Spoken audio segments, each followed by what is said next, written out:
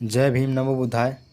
दोस्तों, आपको तो विश्वास नहीं होगा, लेकिन इसी तरह से हम लोगों को शूद्र बनाकर सारे अधिकार खत्म कर दिया गया। और शूद्र कैसे बने और कैसे बनाया गया है, आइए जानते हैं शूद्र कैसे हुए और चौथा वर्ण कैसे बना। देखिए, वर्ण व्यवस्था की उत्पत्ति का ज्ञान ऋग्वेद के 10वें मंडल के 19वें मंत्र से प्रारंभ होता है। ये पुरुष सूक्त का मंत्र है। पुरुष सूक्त का मतलब है एक बहुत विराट पुरुष जो ईश्वर का स्वरूप माना गया है, और वो इतना बड़ा है कि अपने 10 अंगुल में पूरे ब्रह्मांड को ग्रहण किया है, और उसी से हम लोग पैदा हुए हैं। जैसे कि बताया गया है, ब्राह्मण मुख से पैदा हुआ, और क्षत्रिय बाहों से, वैश्य जांघों से, और शूद्र पैरों से। इस तरह से हम लोगों को पैदा किया गया है। इसी तरह से पूरी सृष्टि की रचना कर दिया गया है, और उससे तब जंगली और पालतू जीव बने। उससे घोड़े पैदा हुए, तभी वे पशु पैदा हुए जिनके दोहरे दांत हैं।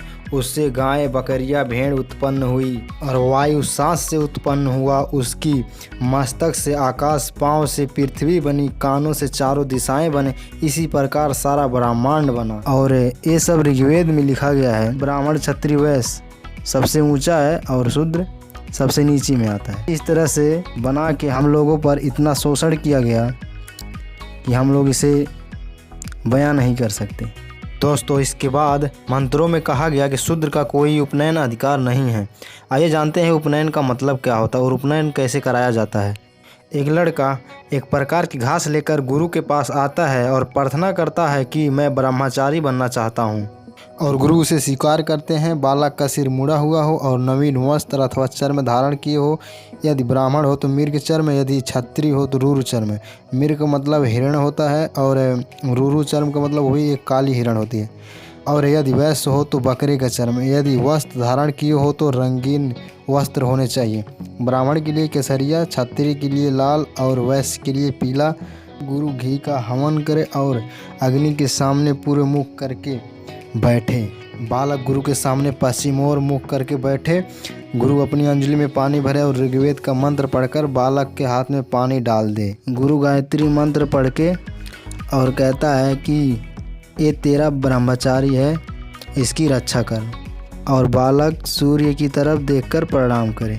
फिर ऋग्वेद के मंत्र को पढ़कर बालक को दाहिने तरफ से घुमाकर उसका हृदय छूता है। और बालक पृथ्वी को साफ करके अग्नि में लकड़ी रखे।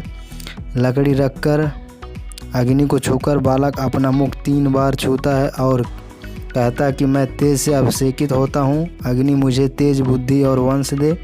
इंद्र मुझे बुद्धि, वंश और बल दे। और सूर्य मुझे बुद्धि, वंश दे और तेज दे। और कहता है कि अग्नि आप तेज हैं, मैं भी भस्म करने का शक्ति रखूँ। यह सब पढ़ने के बाद वह झुककर गुरु का चरण छूता है और कहता है मुझे गायत्री मंत्र पढ़ावें, और 3 बार कहता है। तब गुरु बालक को उठाकर धीरे से गायत्री मंत्र पढ़ाता है। बालक के हृदय पर हाथ रखकर कहता है तेरा मन कर्तव्य में लगाता हूँ।